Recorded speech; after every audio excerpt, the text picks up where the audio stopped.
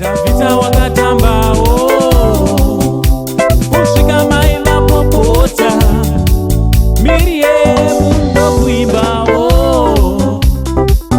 nenindoi mastreets esocial media mandinoswera ndichiona kuti nyaya dziri kufamba sei dhuma nataira handiti taira ane nyaya yakanaka yaakamboita kumashure uko yakada kufanana neiyoyo yaataura futi kuti ada kuitira another couple from Karoyi handiti so uchiteerera kana uri munyowani panapa nokurudzira kuti chidi chisubscribe wotena on notification bell kuti pega patinoupload a video you will be notified. Ndichida kutendai nesupport yese yamunopa pachannel penyu basa richienda mberi.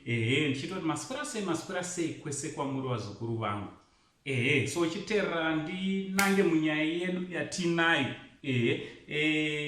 Pane mwokapo magrupu mozoti vanhu mumagrupu especially Facebook, WhatsApp kwenyuku kupi nekupi vanhu vane kasystem kakashata stereki vazukuru, katsika kekusvora vamwe vanhu, katsika kekungotora vamwe vanhu otanga kungoseka. So aininisoka ameno kuti vanhu tinozviitira especially maZimbabweans hausi zvanga zvisiri zvedu zvatakuita izvi. Amenoti takatozvikwereta kupi, takazvitorepi tsika dzakadaro handiti. So pane this other couple yekukaroyi mumastreets umu vanhu vanga vachingoseka. Unotoshaya kuti unoziva kuti I was trying to look at the pic ravo kana ndichida kutsvaga kuti chii chiri funny about these people ndachishaya. But there are some people who thinks they're special, they're better than others, while least pasina pasitorina kana varivo vanogona kutosekwa but vanotori nekatsika kekuseka vamwe vanhu. That must stop Zimbabweans handiti. Mastreets esocial media ngazvimirwe izvozvo.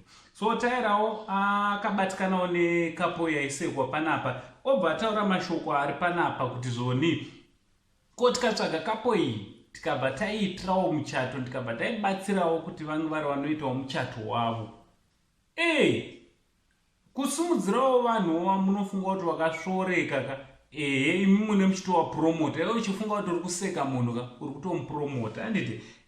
Ndikabva ndati taira ngazviitwe, ngazviende mberi. That's why I like Tarisa Madam Boss musikana uyu ndomufarira nenyaya yekuti anotaurirawo vamwe vasina voice handiti. Is like the voice to the voiceless.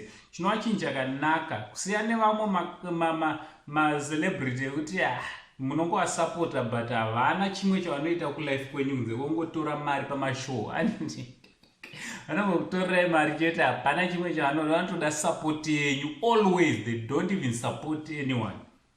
Taira endera mberi nebasa rakanaka muzukuru wangu. Inini sasekuru Zimbabwe ndiri kuti chii ngazviende mberi. So ngataura nomakomenzi kuti munofunge nenyaya yataurwa naTaira panapa nekuda kwekapo iri panapa yekukaroyi yakasekwa nevanhu asi yakutaiwa ngatichivapromotei tibve tatovabatsira kuti vange vaite muchato wavo wakanaka. From Uncle Saint, the only Zimbabwean uncle. Parizvo ndobva ndati much love.